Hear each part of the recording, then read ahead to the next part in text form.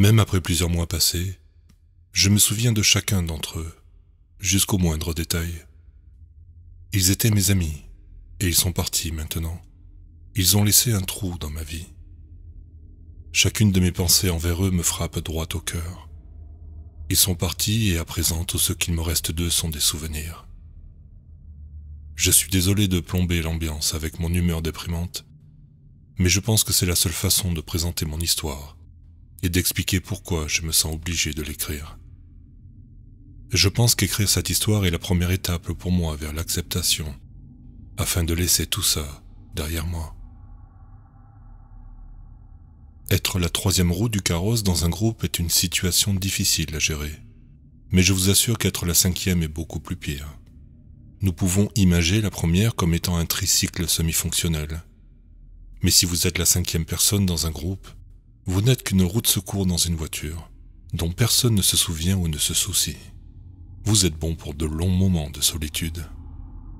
Je me trouvais exactement dans cet état d'esprit lorsque nous nous sommes entassés dans la voiture de Yann pour aller faire une randonnée dans la forêt nationale de Gila. Je sais que cette introduction vous semble très bizarre, surtout après mon préambule déprimant. Mais je pense qu'il est important que vous sachiez exactement mon état d'esprit dans lequel j'étais. Je ne suis pas sûr de savoir comment exprimer tout ça, mais j'ai besoin de le dire à quelqu'un. J'ai besoin que quelqu'un d'autre sache ce qui s'est passé et m'aide à l'accepter. Je pense que la seule façon d'expliquer tout cela est que vous vous mettez à ma place. Nous étions donc là, en route pour une randonnée à Gila, avec moi qui me sentais comme la cinquième roue du carrosse, coincé entre deux amis de Yann que je ne connaissais pas. 3 d'entre nous étaient à l'étroit sur la banquette arrière, tandis que Yann et sa copine Jessica étaient à l'avant. Je repense à ce petit moment de morosité en août 2016 comme l'un des moments relativement normaux que j'ai eu dans ma vie. J'ai essayé de tirer le meilleur parti de la situation, vraiment. Yann a toujours été le plus sociable d'entre nous. Notre mère avait l'habitude de nous dire que Yann pouvait faire de n'importe qui son ami. Quant à moi, elle me disait que lorsque j'aurais un ami, je le garderais pour la vie. C'était une de ces platitudes parentales que l'on donne pour assurer un enfant socialement maladroit et lui dire que tout est normal. Malheureusement, il m'a fallu presque 19 ans pour réaliser que c'était faux. Au lieu de prendre au sérieux le diagnostic de phobie sociale donné par mon thérapeute à la suite d'une dépression comme un moyen de me faire soigner, je l'ai utilisé comme une excuse pour m'isoler du monde. Je restais dans mon appartement quand je ne travaillais pas, et je me rassurais en me disant que c'était la meilleure solution pour moi.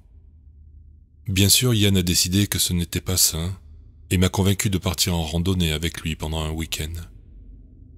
Ce n'est que lorsque je me suis présenté chez lui à 6 heures du matin le vendredi, après avoir pris un jour de congé, que j'ai vu qu'il avait invité d'autres personnes. Je pense qu'il y voyait un moyen de m'aider et de me faire sortir de ma coquille. Malheureusement, avec la nature extravertie de Yann, il n'a pas réalisé que j'aimais être dans ma coquille. C'est confortable et rassurant. Une tortue n'aime pas sortir de sa carapace. Après de brèves présentations où je n'ai saisi aucun nom à cause de mon humeur matinale et des présentations expéditives de Yann, nous avons chargé la voiture et sommes partis pour notre randonnée. Il nous a fallu 3 heures de silence angoissant pour atteindre notre destination. Yann a essayé de faire la conversation, mais mes réponses succinctes et la somnolence des autres ont vite coupé court à ces tentatives. Puis nous nous sommes garés au parking près des Gila Cliff Dwellings. Tout en déballant notre équipement, nous avons pris un moment pour nous imprégner de la vue magnifique qui se trouvait au-dessus de nous. Il est difficile d'imaginer que des gens ont pu sculpter une ville entière dans la paroi d'une falaise. Mais il y a 700 ans, ils ont réussi cet exploit. Étant donné que nous étions seuls sur le parking, nous découvrirons pourquoi plus tard, et que j'avais besoin de me détendre un peu. Nous avons partagé un pack de bière et admiré cette œuvre. Voici une photo au cas où vous vous demanderiez à quoi ressemble cette ville. Une fois les bières finies, nous sommes tous passés aux toilettes, puis fini de tout préparer. Yann nous a expliqué en détail le chemin que nous allions emprunter. Ce que nous ne savions pas et que mon frère avait omis de nous dire, c'est que le West Fork Trail avait été fermé tout l'été en raison d'une inondation. À vrai dire, le chemin n'était pas si dangereux. Ils avaient juste choisi de le fermer par sécurité, car ils ne l'avaient pas débroussaillé depuis, ce qui rendait la randonnée un peu plus difficile. Bien que ce chemin ne soit pas si périlleux en soi, le fait est qu'aucun randonneur n'est venu s'aventurer ce week-end, ce qui nous causerait bien des problèmes au cas où nous aurions besoin d'aide. Yann a estimé que nous pouvons parcourir entre 3 et 4 km par heure et que nous serons en mesure de faire le tour de Gila, qui fait environ 50 km de long. Nous aurions suffisamment de temps pour rentrer le dimanche afin de pouvoir se reposer avant de rattaquer le boulot lundi. Comme son explication était un peu lourde en nom et en lieu, je ne me souviens plus trop des noms, donc je préfère vous montrer une photo de la zone détaillée pour vous montrer le chemin que nous avions l'intention d'emprunter. Même en regardant cette carte maintenant, je me sens aussi perdu que je l'étais ce jour. Je suivais simplement le groupe et j'essayais de garder un esprit positif. Je faisais un effort pour être amical avec les amis de Yann et Jessica. J'avais l'impression que cette randonnée commençait à m'affecter en bien. Je vivais dans un appartement tranquille au Nouveau-Mexique depuis plus d'1 an et je n'avais pas d'amis. J'allais au travail, puis je rentrais chez moi sans rien faire d'autre. Parfois, je passais le week-end entier sans dire un seul mot à qui que ce soit ou sans voir personne. Je savais que si je ne changeais pas rapidement mon mode de vie, la solitude prendrait le dessus, et cette idée m'effrayait. Notre premier jour a été relativement calme. Nous avons passé la plupart du temps à admirer les paysages, à profiter du soleil et à respirer l'air frais. La randonnée donnait l'impression que nous étions constamment en train de monter. Comme je n'y étais pas habitué, j'ai souvent été distancé, mais je n'ai jamais complètement perdu de vue les amis de mon frère. Pendant que nous faisions une pause à l'ombre d'un arbre dont l'écorce ressemblait aux écailles séchées d'un alligator mort depuis longtemps, j'ai essayé de faire la conversation avec tout le monde. Yann et Jessica se sont vite mis à parler de leur travail et de ce qu'ils avaient fait récemment. Puis l'occasion s'est produite de parler aux deux autres, mais je n'ai réussi à faire avancer la conversation que pendant quelques phrases, avant qu'elle ne devienne platonique, puis inexistante. Je me suis convaincu que ce serait plus simple quand nous nous arrêterons pour la nuit. Nous nous sommes reposés un moment avant de poursuivre notre ascension de la Mesa. C'est là que tout le monde a réalisé à quel point je n'étais pas un randonneur. La montée vers la Mesa était éreintante pour moi. J'avais l'impression que le chemin était de plus en plus pentu, et il n'y avait presque pas d'ombre pour empêcher le soleil de cogner sur nos têtes. Je transpirais à grosses gouttes, j'haletais comme un chien, et mes poumons commençaient même à siffler. J'essayais tant bien que mal de ne pas être affecté par leur chuchotement exaspéré, mais c'était plus facile à dire qu'à faire. Ils avaient l'air d'être des randonneurs aguerris qui faisaient ce genre de choses depuis des années. Juste avant que la montée arrive à sa fin, j'étais prêt à faire demi-tour et à partir. Ce n'est que lorsque nous avons atteint le sommet et que nous avons regardé cette vue panoramique magnifique que j'ai réalisé à quel point c'était une idée stupide. Même si je parvenais à retourner chez moi, qu'allais-je faire? J'allais manger ce sandwich à moitié frais qui restait dans le frigo et m'apitoyer à nouveau sur mon sort. J'ai décidé de tenir bon et de continuer la randonnée. Nous avons fait le camp à une section sans végétation de l'Indian Creek, après avoir fait une bonne partie de la randonnée. Yann était convaincu que nous serions de retour dimanche et que les jours suivants seraient moins éprouvants. Nous avons mangé un peu et gardé le reste dans un bear bag, à une certaine distance du camp. Nous faisions circuler une bouteille de whisky devant le feu, quand la conversation a porté sur les moments les plus embarrassants de chacun. Yann a raconté l'histoire de sa première rencontre avec Jessica dans un club, où il avait beaucoup trop bu, et a fini par vomir dans son sac à main. Jessica a fait la grimace en se rappelant de la situation, et a traité Yann d'enfoiré en plaisantant. Chacun a raconté son histoire. Pour l'un des amis, c'était son premier baiser maladroit, où leurs appareils dentaires se sont accrochés l'un à l'autre. Pour l'autre ami, elle s'était enfermée en sous-vêtements à l'extérieur de sa chambre d'étudiant. Et Jessica a parlé de son embarrassante mentalité excentrique, tout en trouvant son petit ami touchant, alors qu'il venait de vomir dans son sac à main préféré. Puis la bouteille est venue à moi, et c'était à mon tour de leur raconter une histoire embarrassante. J'ai su instantanément quel était le moment de ma vie le plus embarrassant, au moment où nous avons commencé la conversation. Mais je ne leur ai pas parlé de la porte. Au lieu de cela, j'ai inventé une histoire où j'ai déchiré mon pantalon devant un groupe de personnes lors d'un entretien d'embauche. Histoire que j'avais probablement tirée directement d'une sitcom des années 90. Ils ont ri avec moi, et je me suis senti comme une merde. Ils avaient pris la peine de révéler leurs moments les plus embarrassants, et s'apitoyer sur leur expérience commune. Et moi j'avais trop peur de leur dire la vérité, de leur parler de la porte. La conversation a continué jusqu'à ce que l'on finisse la bouteille. Puis nous sommes tous allés nous coucher, un peu ivres, après avoir éteint le feu de camp. Je me suis réveillé au milieu de la nuit avec l'envie d'aller pisser. Encore un peu dans les vapeurs d'alcool, je suis sorti dans les bois pour faire mes besoins. Ce n'est que lorsque j'avais presque fini que la voix de Nadia a percé l'obscurité. Elle m'a demandé si j'avais un briquet. Comme je ne l'avais pas entendu approcher, le son de sa voix m'a fait sursauter. J'ai marmonné quelque chose comme quoi j'avais un briquet dans mon sac de couchage.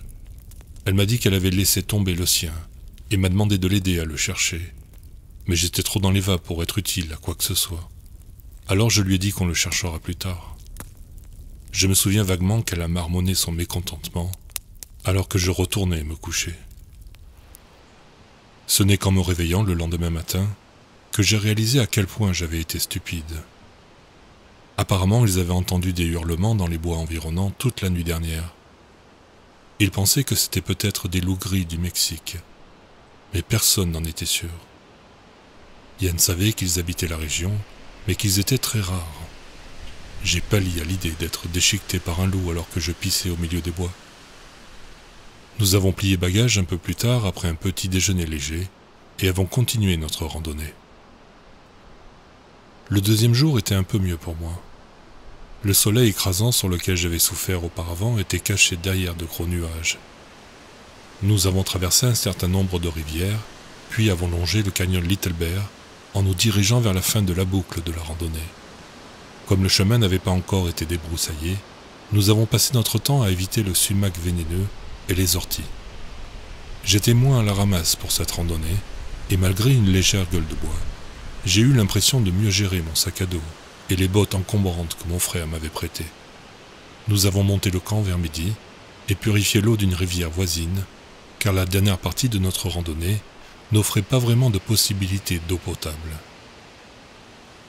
Je pense que la présence de loups qui hurlaient la nuit dernière a peut-être ajouté un peu de sérieux à la randonnée, car il n'y avait pas eu autant de blagues ou de conversations la nuit qui a suivi. Yann et Jessica ont été les premiers à dormir. J'ai un peu veillé avec les autres, mais nous avons presque pas parlé. Ils se sont endormis lentement après un certain temps, et j'ai décidé de profiter de la chaleur du feu un peu plus longtemps avant de me préparer pour la nuit. Alors que je venais de finir d'éteindre le feu, je me souviens que Jerry est venu me demander la carte. Il m'a dit qu'il voulait planifier le reste de notre randonnée, et qu'il y avait une source à proximité que nous devrions vraiment visiter, et qui n'était pas trop éloignée du chemin. J'ai pris la carte dans le sac de Yann, et je lui ai donné avant de me coucher. Je me suis réveillé le lendemain matin au son de Yann qui fouillait dans son sac. Il semblait de plus en plus en colère au fur et à mesure qu'il cherchait. Frustré de ne pas trouver l'objet qu'il cherchait, il a retourné le sac et a tout renversé. Il était pratiquement prêt à s'arracher les cheveux, et lui semblait avoir passé toute la matinée à chercher ce seul objet. Voulant savoir ce qui se passait, je me suis approché de lui et nous avons commencé à parler. Il m'a demandé « Eh mec, tu n'aurais pas vu la carte? Je n'arrive pas à mettre la main dessus. »« Où est Jerry? Je lui ai donné la carte hier soir. »« Pourquoi tu ne lui demandes pas? Il doit savoir, » ai-je répondu. C'est alors que Yann a dit quelque chose qui allait changer tout le cours de notre histoire. « Jerry? De qui parles-tu? Tu veux dire Oliver? »« Non, je parle de Jerry. Un grand type, un peu maigre. »« Tu plaisantes, n'est-ce pas ?» Il a eu l'air confus pendant quelques secondes. Puis il a dit « Putain, c'est qui Jerry ?» attirant l'attention de tout le monde dans le coin. Alors, un mec que tu connais pas te demande notre carte au milieu de la nuit et tu lui donnes. Tu as donné nos affaires à un étranger rencontré au hasard, dans les bois. J'ai essayé de m'expliquer et de lui dire que je connaissais Jerry. et qu'il le connaissait aussi, puisque nous avons fait la randonnée avec lui la veille. Mais je ne trouvais pas les mots pour m'exprimer. C'est là que Jessica est intervenue et m'a demandé ce qui se passait. Yann s'est emporté. « Tu es vraiment stupide, Evan. Un type qui s'appelle Jerry vient de te voir au milieu de la nuit pour te demander nos affaires, et tu lui donnes. J'y crois pas. On a besoin de cette carte pour trouver notre chemin, car rien n'a été débroussaillé ici. » Yann a hurlé pendant environ 15 minutes, le temps que tout le monde prenne conscience de notre situation. Jessica a réussi à le calmer suffisamment pour que nous puissions décider de ce que nous allons faire. Même si nous n'étions pas complètement fichus, car Yann avait mémorisé une grande partie des balises du sentier, il allait être beaucoup plus difficile de naviguer entre les jonctions pour nous ramener à notre voiture. Nous avons emballé toutes nos affaires, en vérifiant que le type n'avait rien pris d'autre, et nous sommes partis. Pendant toute la randonnée, j'ai senti les yeux de Yann me transpercer. La dernière fois que je l'avais vu aussi furieux, c'était juste avant qu'il ne se batte avec Aaron Fredlinger et ne le réduise en bouillie. Il a été suspendu pendant 1 semaine, et Aaron a eu un œil au beurre noir, une lèvre éclatée, et n'a plus jamais insulté notre mère. À chaque fois qu'une bifurcation s'annonçait devant nous, on s'arrêtait quelques minutes pendant que Yann essayait de se rappeler où aller. Le fait que les pistes aient été fermées et que les chemins soient envahis par la végétation ne faisait que rendre les choses plus difficiles. Je pense que c'est là que nous avons pris un mauvais chemin, et que nous avons commencé à errer sur le Fen Trail, nous éloignant de l'idée de rentrer chez nous pour dimanche. Vers la mi-journée, la tension était palpable. Yann marmonnait fréquemment des choses, tandis que Jessica essayait de cacher le fait qu'elle était sur le point de pleurer. Oliver a tenté d'alléger la situation en disant à tout le monde qu'il suffisait de suivre la boussole et que nous rentrerions sains et saufs. La petite amie d'Oliver n'a pas dit grand-chose. Elle s'est contentée de regarder tranquillement ses pieds en marchant. Je pense qu'elle faisait bien, car Lucas, lui, manquait ses appuis et glissait constamment. On aurait dit qu'il avait bu et qu'il essayait de faire l'équilibriste tout en se faisant taser. Je réalisais pleinement la situation et cela commençait à me donner la nausée. « Qu'est-ce qui ne va pas, Evan ?» Yann, toujours énervé contre moi, a profité de l'occasion pour se défouler un peu. « De quoi tu parles maintenant ?» Lucas n'arrive pas à marcher correctement et il s'agite dans tous les sens. « Tu penses qu'il va bien ?»« Réveille-toi, mec. Tu sais qu'il a une sclérose en plaques. On t'a parlé de son état de santé avant le début de la randonnée. » Dès qu'il a dit ces mots, la mémoire m'est revenue, aussi claire que le jour.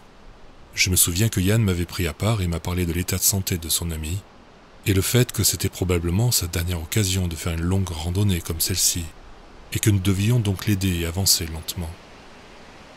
En le regardant grimper sur le sentier, j'ai pensé à notre propre mère et à sa maladie. Cela m'a rappelé des souvenirs amers, de souhaits d'anniversaire que l'on nous adressait depuis un lit d'hôpital, et le fait de l'entendre sangloter discrètement au milieu de la nuit, alors qu'elle pensait que nous dormions. La culpabilité m'a envahi et je me suis dirigé vers Lucas pour m'excuser. Soudain, Lucas se met à grogner et s'est mis à 4 pattes. On aurait presque dit que sa peau s'hérissait à cause d'une menace imminente. Je pouvais voir ses dents se casser et se décomposer alors qu'il grognait de plus belle avant de s'enfuir dans les bois. Il se déplaçait comme une de ces monstruosités en images de synthèse du dernier film de la planète des singes. Son problème d'équilibre a été remplacé par une démarche plus naturelle et animale, alors qu'il s'éloignait et disparaissait dans les bois. La dernière chose que j'ai vue, c'est ce que j'ai supposé être au premier abord ses vêtements, se déchirant de son corps. Mais il ne s'agissait pas de ses vêtements, c'était sa peau morte. Oliver a été le premier à parler. « C'est quoi ça ?» Dès qu'Oliver a prononcé ces mots, c'est comme si un interrupteur s'était déclenché et que tout le monde était en mode panique. Nous avons commencé à courir le long du sentier, comme si cela pouvait nous aider.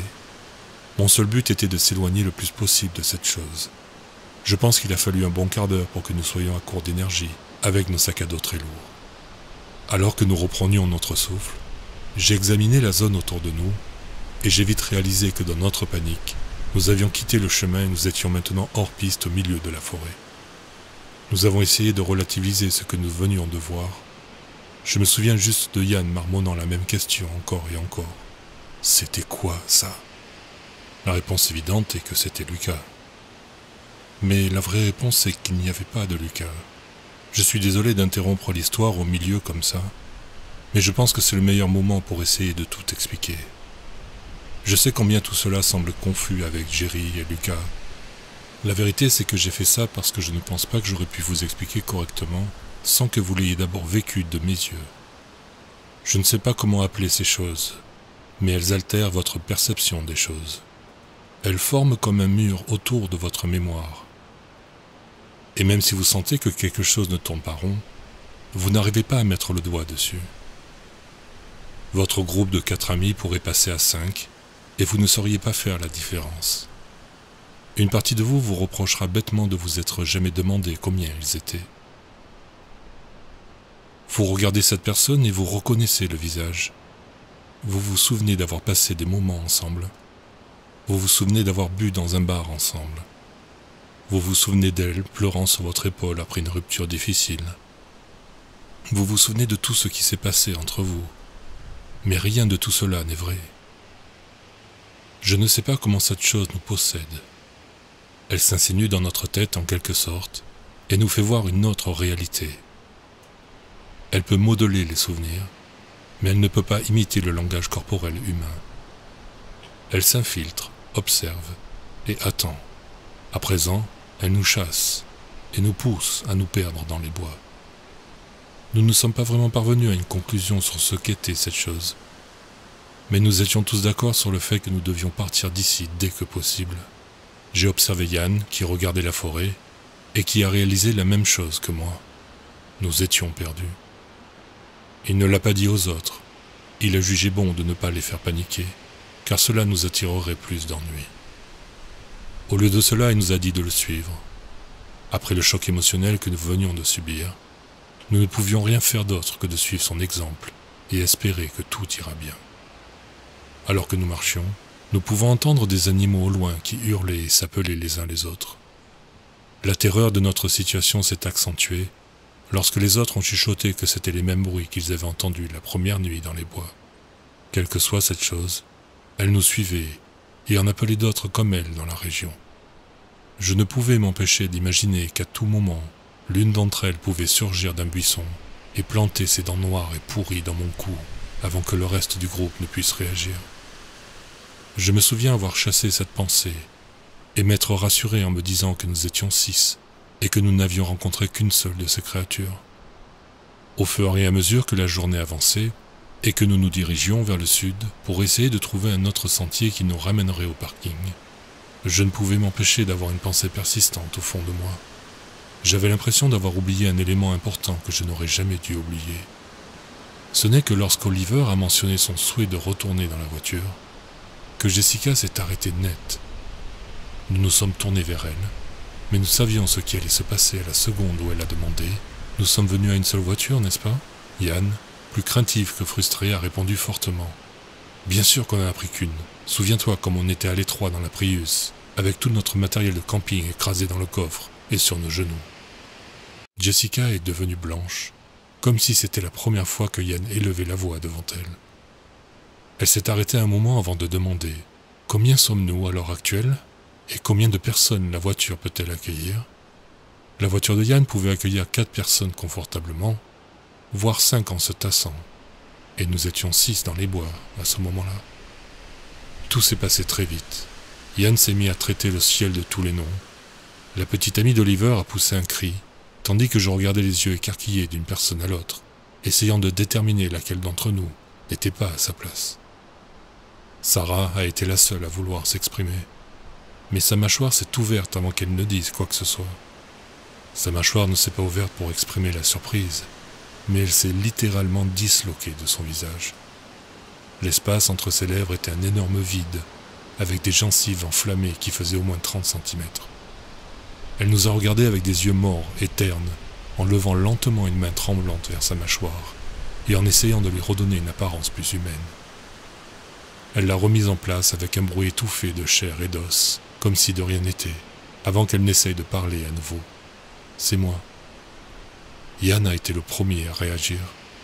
Il s'avança vers elle et lui balança son bâton de randonnée sur le visage en hurlant « Va-t'en de là !» Elle a fait un bond en arrière et s'est retrouvée à 4 pattes. Son corps a tremblé comme si une secousse électrique l'avait traversée, et elle a lentement reculé en faisant face à Jessica. Elle nous a menacés une dernière fois avant de s'enfoncer dans les bois. Il nous a fallu un moment avant de nous calmer et continuer à marcher en essayant de regarder dans toutes les directions à la fois. Je me souviens d'Oliver qui divaguait pendant que nous marchions. Il n'arrêtait pas de demander, bien que personne ne lui réponde. « Tu as vu comme elle bougeait ? Elle s'agitait comme une épileptique dans une rêve. Vous avez déjà vu un de ces documentaires sur la maladie de la vache folle ? Cette chose tressaillait et bougeait comme une de ces vaches infectées. Mais qu'est-ce que c'était que cette chose ? C'était une personne ? Quel genre de personne peut faire ça à son corps ? Elle a essayé de nous parler. Il a divagué pendant un long moment avant que l'on réussisse à l'arrêter. Nous nous sommes arrêtés pour la nuit, mais aucun de nous n'a vraiment dormi. Nous nous sommes assis autour d'un feu de camp et écoutons les bruits venant de partout autour de nous. Il semblait que chaque fois que j'étais sur le point de m'endormir, les hurlements commençaient et me réveillaient brusquement. Nous parlions à voix basse et essayions de comprendre ce qu'ils nous voulaient, même si aucun d'entre nous ne voulait vraiment avoir la réponse à cette question. La nuit nous a semblé sans fin, et lorsque l'aube s'est levée, nous avons poursuivi notre randonnée. Nous avons passé le dimanche à marcher en essayant de retrouver un endroit familier. Sans savoir vraiment où nous étions ou où nous allions, notre seul espoir était de tomber sur un autre randonneur ou de trouver un point en hauteur afin de connaître notre position. Malheureusement, l'altitude à laquelle nous sommes montés n'offrait pas une vue suffisante, et il était extrêmement improbable que nous trouvions un autre randonneur, car le sentier avait été fermé et n'était pas dégagé. Même si nous en trouvions, quelles étaient les chances que nous leur fassions confiance et que nous puissions être certains qu'il ne s'agissait pas d'une de ces choses ? Au milieu de la journée, Yann m'a chuchoté « Compte les personnes qui portent des sacs à dos. L'une d'entre elles est parmi nous. » J'ai regardé par-dessus mon épaule et j'ai remarqué qu'un membre de notre groupe marchait sans équipement. Il traînait derrière nous, mais était à une distance raisonnable. Il se déplaçait lentement, mais ne montrait aucun des mouvements saccadés des deux précédents. La pensée qu'il apprenait à imiter nos mouvements m'a fait froid dans le dos. Sans vraiment réfléchir, j'ai enlevé mon sac à dos et me suis approché de l'imposteur. Avant qu'il ne comprenne ce qui se passe, je l'ai poussé aussi fort que je le pouvais. Au moment même où mes mains ont touché sa chemise, j'ai senti quelque chose de lisse et de chaud céder, comme la partie d'un fruit pourri. La chemise a glissé de son corps vers mes mains, et j'ai rapidement réalisé que c'était sa peau. La chose était en fait nue, mais donnait l'apparence de vêtements en modifiant la couleur de sa peau comme un caméléon. J'ai laissé tomber la peau qui s'était détachée et elle a heurté le sol en giclant. La créature a basculé en arrière et s'est mise à japper. Je peux seulement décrire le son comme ceci. Imaginez que vous sortez de votre lit au milieu de la nuit pour aller aux toilettes, alors que vous vous frayez un chemin dans l'obscurité pour sortir de votre chambre, vous marchez sur la queue de votre chien. Imaginez ce cri de douleur et le choc qui l'accompagne. Concentrez-vous maintenant sur l'émotion que vous avez ressentie en entendant ce bruit, cette surprise et cette culpabilité soudaine. En réalité, le bruit qu'elle a fait n'avait rien à voir avec celui d'un chien blessé, mais il m'a tellement fait penser à un animal blessé que je n'arrive pas à différencier les sons. Le pire, c'est que je n'aurais pas dû me sentir mal. Ces choses nous traquaient et nous tourmentaient. Elles nous chassaient probablement, mais je me suis culpabilisé de lui faire du mal. Elle voulait que je ressente cela. La chose se tordit sur le sol, sur le dos, pendant quelques secondes en faisant un bruit pitoyable. Elle a tendu ses bras vers l'arrière et s'est redressée sur ses mains et sur la pointe de ses pieds. Ses articulations ont craqué, ses muscles et ses os se sont adaptés à une nouvelle position. Elle s'est éloignée en rampant et en hurlant, pendant que Yann la poursuivait avec son bâton, dans l'espoir de la rattraper et de le lui enfoncer dans la tête. Ce n'est que lorsque la chose a disparu que j'ai réalisé que les cris ne venaient pas seulement du monstre, mais aussi de Jessica. Elle essayait d'imiter sa réaction.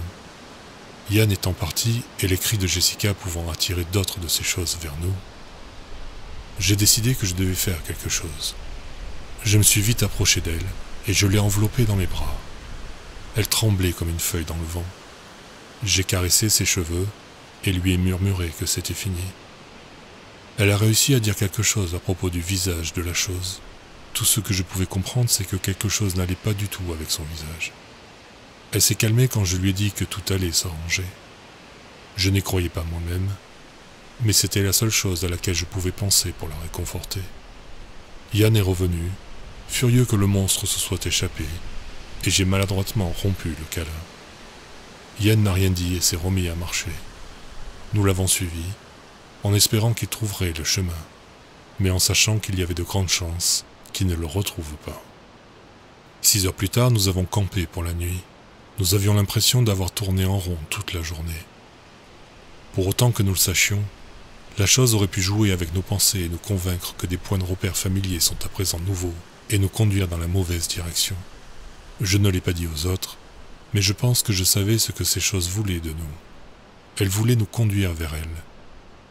Elles nous forçaient à l'épuisement, et quand nous serions trop faibles pour nous défendre, elles nous tomberaient dessus et nous mangeraient. Après nous être alimentés, nous sommes arrivés à la conclusion que nous devions nous relayer pour dormir. Je me suis porté volontaire pour le premier tour de garde, car la situation m'avait ôté toute envie de dormir. Les autres se sont endormis sans un mot. Ils étaient épuisés, et ce n'est qu'après 1 heure de garde que j'ai réalisé que je l'étais aussi. Jessica m'a rejoint environ 2 heures après le début de ma garde. Elle m'a dit qu'elle ne pouvait pas dormir à cause de cette créature. J'ai acquiescé. Nous avions tous deux vu des choses terribles que les autres n'avaient pas vues. Nous avons parlé pendant 30 bonnes minutes de ce que nous pensions qui se passait et de la façon dont chacun gérait la situation. Elle était inquiète pour Yann. Elle m'a avoué qu'il agissait bizarrement et qu'il lui faisait peur. Je l'ai entouré de mon bras pendant un moment et lui ai dit que nous avions tous peur. Elle m'a regardé dans les yeux et m'a dit qu'elle était heureuse que je sois là. J'ai senti se tordre au fond de moi quelque chose que j'avais enfui depuis longtemps lorsque je l'ai rencontrée pour la première fois. Plus elle restait avec moi pendant la garde, plus notre conversation devenait personnelle. Elle m'a avoué qu'elle et Yann s'étaient beaucoup disputés récemment et qu'elle se demandait si les choses allaient s'arranger. Au début de leur relation, ils étaient formidables ensemble. Elle se sentait aimée et protégée, mais quelque chose n'allait plus, comme si quelque chose manquait. Je l'écoutais parler de tout ce qui se passait dans sa vie, et je savais que je devais faire quelque chose. Je savais que si je ne le faisais pas maintenant, je le regretterais. Je devais lui parler de la porte. Elle m'a écouté tranquillement pendant que je lui racontais tout. C'est l'événement qui a précipité ma dépression au travail, suivi du diagnostic de ma phobie sociale par mon thérapeute. Tout a commencé un vendredi au travail. J'étais en pause déjeuner en train de manger mon sandwich et de lire un livre, comme d'habitude, pendant que mes collègues parlaient de leurs projets pour le week-end. L'un d'entre eux organisait une pendaison de crémaillère et invitait tout le monde du travail. J'ai pensé que l'invitation ne s'adressait qu'à ses interlocuteurs, jusqu'à ce qu'ils demandent si je pouvais venir samedi. Comme c'était la première fois que j'étais invité à sortir après le travail, j'ai répondu oui. J'ai passé toute la journée de samedi à me préparer, à planifier les sujets de discussion intéressants à aborder au cas où il y aurait une accalmie dans la conversation, et à préparer la bouteille de vin que je comptais lui offrir comme cadeau de pendaison de crémaillère. Après m'être préparé, je suis parti à la fête avec la bouteille à la main et le moral au beau fixe. Je me suis convaincu que j'allais être l'âme de la fête, et que peut-être si je jouais bien mes cartes, je pourrais enfin me faire un ami au travail, qui ferait passer le temps au lieu de le faire traîner. Ce n'est que lorsque j'ai atteint la maison que mon plan s'est effondré comme un château de cartes. Je me suis arrêté devant la maison du voisin, car partout ailleurs une voiture était déjà garée. C'est alors que j'ai senti mon cœur battre, comme si je venais de courir 1 kilomètre. J'ai commencé à remonter l'allée, la bouteille de vin glissant dans mes mains à cause de la transpiration de mes pommes. Ce n'est que lorsque j'ai atteint la porte d'entrée que j'ai réalisé que quelque chose n'allait pas du tout.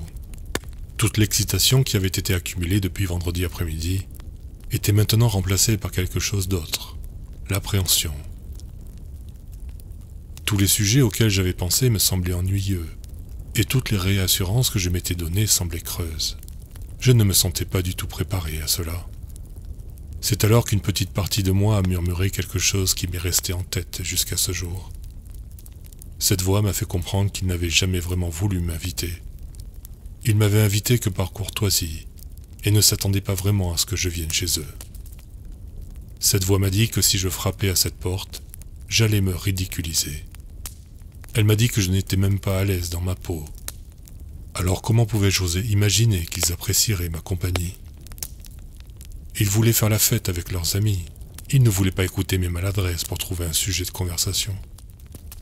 Toutes ces peurs ont défilé devant moi, me narguant, exigeant que je frappe à la porte et que je passe pour un idiot.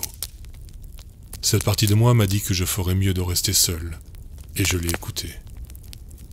Je me suis retourné sans même frapper à la porte, et je suis parti. Je n'aurais pas dû être là en premier lieu. Peut-être qu'ils m'ont vu par la fenêtre, peut-être pas. Peut-être qu'ils se sont moqués de moi alors que je partais en voiture, troublé et embarrassé. Peut-être qu'ils sont retournés à la fête et ont plaisanté sur la tardée sociale qui avait apparemment paniqué et s'était enfuie de chez eux pendant que j'allais rentrer chez moi et pleurer sous la douche. Jessica écoutait attentivement. Elle a souri tristement lorsque j'ai commencé à pleurer sur son épaule. Tous les sentiments que j'avais éprouvés à l'extérieur de la maison de mon collègue sont revenus à la surface. Toute cette peur, cette phobie et cet échec se sont abattus en grosses vagues émotionnelles. Elle m'a murmuré des mots apaisants à l'oreille et a attendu que je me reprenne. Une fois que je l'ai fait, elle m'a regardé intensément et m'a dit « Ce n'était pas de ta faute. C'est là, sous le clair de lune, avec son visage à quelques centimètres du mien, que j'ai fait la pire chose que j'ai jamais faite de toute ma vie. Je l'ai embrassée. C'était lent, hésitant, romantique. J'ai regardé dans ses yeux et j'ai vu son beau visage. Elle m'a attiré vers elle en se penchant en arrière. Perdu dans l'instant, je l'ai serré contre moi en lui disant toutes les choses que j'aurais dû dire lorsque je l'ai rencontrée pour la première fois et que j'ai réalisé que je l'aimais. Je l'ai tenue ainsi pendant quelques instants, de peur de perdre ce moment parfait si je la laissais partir. Elle était chaude, elle sentait les fleurs sauvages, elle sentait le bonheur. Pour la première fois depuis une éternité, je me sentais à l'aise et heureux. Je ne sais pas quand je me suis endormi, mais je me souviens m'être réveillé. Dans l'ivresse de l'amour de la nuit précédente, je n'ai pas pensé une seule fois à Yann ou aux conséquences de ma décision. Je n'ai pensé qu'à Jessica, et j'ai oublié qu'elle était sa petite amie. Ce que j'ai fait hier soir était une belle erreur. Je l'ai convaincu de le tromper avec moi. J'avais besoin de lui dire avant que la vérité n'éclate au grand jour. J'avais besoin qu'il comprenne ce que je ressentais. Je me suis levé et me suis étiré. Jessica était partie. J'ai supposé qu'elle était retournée avec Yann au milieu de la nuit. Je me suis dirigé vers Yann qui venait de se réveiller. Il a frotté ses yeux et m'a demandé si j'étais resté debout toute la nuit. Les mots ont jailli de moi, et une fois qu'ils ont commencé, je n'ai pas pu m'arrêter. Je ne sais pas ce qui s'est passé. On était juste en train de parler un moment, et puis le suivant, je ne voulais pas que ça arrive. Tu sais que je t'aime, je ne ferai jamais rien qui pourrait te faire de mal. C'est arrivé comme ça, et je ne peux pas revenir en arrière. Le cri de surprise de Jessica m'a coupé la parole avant que je ne puisse aller plus loin. Yann et moi nous sommes tournés vers elle, et nous avons su instantanément ce qui s'était passé. Les sacs à dos contenant notre boussole, notre nourriture et notre eau avaient été volés. La créature était intelligente. Elle savait que nous pourrions l'identifier sans sac à dos, et elle n'arrivait pas à modeler sa peau pour en prendre l'apparence. Alors elle nous les a volés. La prochaine fois qu'elle se faufilera dans le groupe, ça va être plus compliqué. Jessica et moi n'avons en fait jamais parlé cette nuit-là. Jessica était aux côtés de mon frère toute la nuit durant. Ils avaient fermé leur sac de couchage ensemble. Elle ne m'a pas parlé de ses soucis, et je ne l'ai jamais vraiment embrassée. J'ai ouvert mon cœur à une chose qui portait la peau de Jessica quand elle était dans mes bras. J'ai avoué mes vrais sentiments à un ersatz d'entité qui se faisait passer pour une personne. Je me suis senti malade. Les autres se sont réveillés rapidement après avoir entendu Jessica crier. Nous avons rapidement cherché autour du camp, espérant trouver quelques restes de nourriture ou une indication de l'endroit où nos affaires avaient été emmenées. Nous n'avons rien trouvé. Tout avait disparu depuis belle lurette. Nous n'avions plus de nourriture, plus d'eau et plus d'espoir. Nous n'avions aucun moyen de savoir si l'une de ces choses était en train de détourner nos têtes et de faire semblant de faire partie de notre groupe pour nous distraire. Sans notre boussole, nous n'avions aucun moyen de suivre une direction précise et d'espérer retrouver le chemin. En bref, nous étions foutus, avec un F majuscule. Oliver a demandé ce que je faisais la nuit dernière. Il voulait savoir comment j'avais pu être aussi négligent et m'endormir alors que j'aurais dû veiller sur eux et sur notre matériel. J'ai menti et lui ai dit que quelqu'un était venu au milieu de la nuit pour me relayer. Je n'ai pas dit que c'était une de ces choses qui se faisaient passer pour Jessica. Je ne pouvais pas supporter de regarder mon frère ou sa petite amie dans les yeux à ce moment-là. Oliver a commencé à hurler, mais s'est arrêté quand il a vu que j'étais au bord des larmes. Je ne sais pas si c'est la pitié ou le dégoût qui l'a poussé à s'arrêter. Cela n'a pas d'importance de toute façon. Nous avons ramassé la seule chose qu'il n'avait pas prise pendant la nuit, nos sacs de couchage, et nous avons continué à marcher. La randonnée sans eau, ni nourriture, était insurmontable. Nous étions déjà épuisés, et le fait de réaliser que nous allions bientôt mourir de faim et de déshydratation n'a fait que drainer davantage notre énergie. Au bout de quelques heures, ma bouche était sèche. Même que nous étions toujours abrités par les feuilles, la température dépassait les 30 degrés. Il n'a pas fallu longtemps pour que la déshydratation s'installe. Je n'arrêtais pas de me lécher les lèvres pour tenter de les garder humides. Mais je pouvais sentir qu'elles commençaient à se fissurer, à mesure que ma salive se desséchait. Alors que nous marchions, Oliver a accéléré son rythme et m'a rattrapé.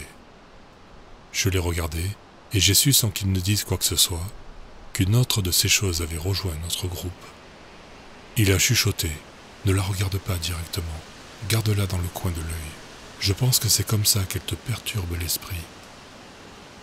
Cela expliquerait pourquoi je me souviens de cette chose cette nuit-là, mais pas le reste d'entre nous.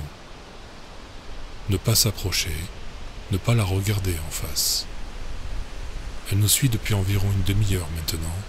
Je pense qu'elle veut juste nous regarder et nous suivre. J'ai fait semblant d'étirer ma nuque pour jeter un œil discret. Elle nous suivait à une dizaine de mètres. Les traits de son visage semblaient statiques. Je pouvais distinguer des yeux et un nez. À ce stade, nous étions trop fatigués pour nous donner la peine de la chasser. Nous avons continué de marcher en espérant qu'elle n'essaierait pas de rejoindre le groupe. Elle semblait satisfaite de garder ses distances et de nous garder dans sa ligne de mire. Elle nous a suivis pendant environ 3 kilomètres avant de s'éloigner dans les bois avec une démarche maladroite. Le soir venu, nous étions trop fatigués pour essayer de mettre en place un roulement de garde. Nous nous sommes juste serrés les uns contre les autres, nous convainquant que nous étions plus en sécurité ainsi. Mais chaque fois que l'un d'entre nous commençait à s'endormir, les créatures faisaient leur bruit. Cela commençait comme des miaulements aigus, dont le son semblait faire un écho sur des kilomètres. Plus la nuit avançait, plus il devenait agressif. Les choses ne faisaient pas que de nous suivre. Elles s'adaptaient. Elles perfectionnaient leur mimétisme. Cette pensée me dérangeait plus que l'idée qu'elles soient là à nous observer dans l'obscurité. Combien de temps leur faudrait-elle pour devenir plus humains que les humains? Que ferait-elle une fois qu'elle serait capable de marcher à nouveau parmi nous? Je me suis endormi avec cette pensée qui me trottait dans la tête, comme une personne piégée dans un sable mouvant. Nous nous sommes levés ce mardi et sommes partis sans un mot. À ce stade, il n'y avait plus rien à dire. Certains d'entre nous étaient restés éveillés toute la nuit sans boire ni manger. Le stress constant nous avait complètement épuisés. Nous avons continué à marcher dans la même direction que celle dans laquelle nous étions partis, avec le faux espoir de rencontrer quelqu'un. Au final, notre randonnée ressemblait plus à une marche de la mort. Mes pieds étaient couverts d'ampoules qui avaient éclaté et collé la plante de mes pieds à mes chaussettes. À chaque pas, j'avais l'impression de déchirer un peu plus les plaies. Pour tenter de me changer les idées, je me suis concentré sur mon frère qui marchait devant moi. Il semblait boiter plus qu'il ne marchait. Il avait cessé d'utiliser son bâton et le traînait derrière lui, comme s'il s'agissait d'une jambe cassée. Je l'ai vu enjamber un rocher, et la canne lui a glissé des mains. Il a continué à avancer comme si de rien ne s'était passé. Il n'a même pas remarqué qu'il était tombé de ses mains. C'est à ce moment-là que j'ai su que quelque chose n'allait pas. Je savais que mon frère n'était plus mon frère. J'ai ramassé discrètement son bâton en passant devant lui. Amy a voulu l'appeler et lui demander s'il allait bien, mais je l'ai fait taire. J'étais vraiment sûr qu'une de ces choses l'avait remplacé et qu'elle nous éloignait de notre destination. J'ai réalisé que je n'avais qu'une seule chance. Au moment où la créature va réaliser qu'elle est démasquée, elle allait s'enfuir. Donc il suffirait que je m'approche sans l'air de rien, et d'un bon coup de bâton à l'arrière de sa tête, lui fendre le crâne et éliminer une de ces choses. Le bâton avait un certain poids, environ 2 ou 3 kilos, assez pour la blesser de manière conséquente. J'ai commencé à marcher plus vite, tout en essayant d'éviter les broussailles qui pourraient trahir mon approche. La chose portant la peau de mon frère a continué à boiter en avant, alors que je m'en rapprochais. J'ai attendu d'être à distance de frappe, avant de lever le bâton au-dessus de ma tête. Mon cœur battait dans ma poitrine, et mes paumes étaient si moites que j'avais l'impression que le bâton allait glisser de mes mains. Elle a continué à avancer, ne réalisant pas ce que je m'apprêtais à lui faire. J'ai murmuré « Je suis désolé », juste avant de balancer la canne de toutes mes forces. Yann s'est tourné vers moi et a marmonné en titubant. Désolé de quoi? Mon corps s'est figé. Je me suis arrêté à mi-chemin, et la canne s'est arrêtée à quelques centimètres de son visage. Il a cligné des yeux de surprise, avant de marmonner. « Evan, qu'est-ce que tu fais ?» Sa voix semblait distante et vide, comme s'il était entre l'état de veille et de sommeil. C'est alors que j'ai compris l'étendue de son état. Il était pâle, et on aurait dit que la moindre brise l'aurait renversé. Il délirait à cause de la déshydratation, du manque de sommeil et de nourriture. Le bâton m'a échappé des mains et a rebondi sur le sol à côté de nous. J'ai passé ma langue sur mes lèvres, et j'ai eu l'impression de lécher du papier de verre. J'ai gémi. Bon sang, Yann. Je croyais que tu étais une de ces choses. J'ai failli, je suis vraiment désolé. Il n'a pas réagi à mes excuses. Il a juste fait demi-tour et a continué à marcher dans la direction où nous allions. Amy a regardé tout ce qui se passait avec insensibilité avant de commencer à le suivre. Oliver a secoué la tête tristement, mais il n'avait pas l'air mieux. Ses yeux étaient vitreux et ses lèvres étaient fendues et rouges à force de les frotter. J'ai regardé mon frère avancer en titubant, et cela m'a rappelé un de ces vieux films vaudous où quelqu'un est mis en transe et forcé à travailler jusqu'à ce qu'il meure d'épuisement. Sa bouche était ouverte, et il bougeait comme s'il était tiré par les fils de marionnette. J'ai pris le bâton de marche, et j'ai commencé à le suivre. Je me suis demandé combien de temps il lui restait à vivre, et ce que l'on allait faire s'il tombait subitement. Je me suis demandé combien de temps il restait à chacun d'entre nous. Je ne sais pas combien de temps nous avons marché. Tout s'est mélangé dans un malaise confus à ce moment-là. Je me souviens avoir perdu pied et trébuché plusieurs fois, mais je l'ai à peine senti. La troisième fois, je n'ai même pas réalisé que j'étais allongé sur le sol, jusqu'à ce que Jessica me marche dessus en passant. Elle ne s'est pas excusée. Elle était trop fatiguée pour reconnaître ce sur quoi elle avait marché. Je me suis relevé très péniblement et me suis senti étourdi, mais j'ai continué à mettre un pied devant l'autre. La 5e fois que je suis tombé, je me suis demandé s'il n'aurait pas mieux valu s'allonger et attendre de mourir. Un cri d'excitation derrière moi, provenant d'une de ces choses, m'a poussé à me lever.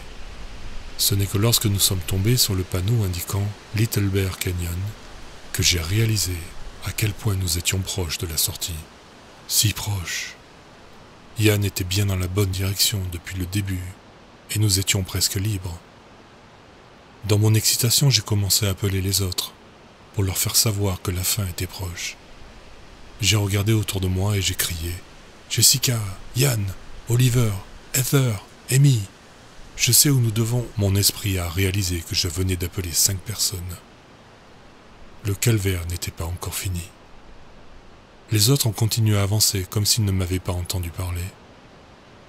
La chose s'est traînée à nos côtés, et pour une fois elle était facile à identifier. Je ne sais pas si elles avaient baissé leur garde après avoir vu nos états de santé, mais celle-ci était évidente. Elle se déplaçait lentement, mais ses mouvements ne montraient pas son épuisement. Tous les autres transpiraient et ressemblaient à des morts vivants, mais elle allait bien, J'ai attendu qu'elle soit assez proche pour suivre le chemin que les autres venaient de prendre, avant de lever le bâton de Yann et de crier « Pars de suite, je t'ai reconnu !» Elle s'est retournée lentement, et j'ai senti mon cœur faire un bond. Elle ressemblait presque exactement à Jessica, à l'exception d'une teinte brune dans ses cheveux. Elle aurait pu être sa jumelle. J'ai su ce qu'elle prévoyait avant même qu'elle n'ouvre la bouche, quand elle m'a demandé « Que fais-tu, Evan ?»« Ne m'appelle pas comme ça !» J'ai grimacé. « Qu'est-ce que tu racontes ? Allez, pousse-toi. Nous sommes presque libérés de ces choses. Je sais ce que tu es. » Heather est devenue toute blanche en réalisant cela. Elle a commencé à parler rapidement. « Je ne suis pas une de ces choses. S'il te plaît, Evan, tu dois te rappeler. Nous étions 6. Ces choses veulent nous faire croire que nous étions que 5 pour pouvoir prendre l'un d'entre nous sans que les autres s'en soucient. Ces choses ne veulent pas de nous tous. Elles ne veulent que le plus faible. Fuyons vite avant qu'elles ne nous attrapent. » « Tais-toi !» j'ai craqué. J'ai levé le bâton de marche dans ma main et l'ai brandi vers elle. « Réfléchis, Evan. Est-ce que je bouge comme une de ces choses? Est-ce que je parle comme eux? Ça devrait être suffisant pour prouver que je suis humaine. » « Non. Yann est mon frère. Jessica est sa petite amie. »« Je suis ta petite amie. Je me suis assis sur tes genoux pendant le trajet en voiture. S'il te plaît, ne me tue pas. Evan, je t'aime. Tu ne te souviens pas? Evan. » J'ai baissé le bâton qui était dans ma main alors que les souvenirs me bombardaient. Je l'avais rencontré un soir où mon frère m'avait forcé à sortir en boîte avec lui. Heather était restée assise au bar toute la nuit. Ce n'est que lorsqu'elle a essayé de se lever et qu'elle est tombée dans mes bras que nous avons fait connaissance. Je me suis souvenu de dimanches paresseux au lit, à regarder des films de série B de science-fiction. Je me suis souvenu l'avoir serrée contre moi après avoir fait l'amour, et l'avoir entendu me murmurer des mots doux à l'oreille. Je me suis souvenu de notre vie ensemble. Heather, je suis tellement désolé. Je ne sais plus où j'en suis. Evan, ce n'est pas de ta faute. Elle a voulu me toucher, et j'ai reculé comme si j'avais été mordu par un serpent. Au moment où j'ai entendu ces mots, je l'ai frappée. Le bâton l'a prise par surprise. J'ai senti sa mâchoire céder sous la force soudaine de mon attaque. Le deuxième coup a brisé son os temporal. J'ai continué à fracasser sa tête jusqu'à ce qu'elle éclate. J'ai levé les yeux de son corps en convulsion, et j'ai vu mon frère qui me regardait avec horreur. « Heather, oh mon Dieu !»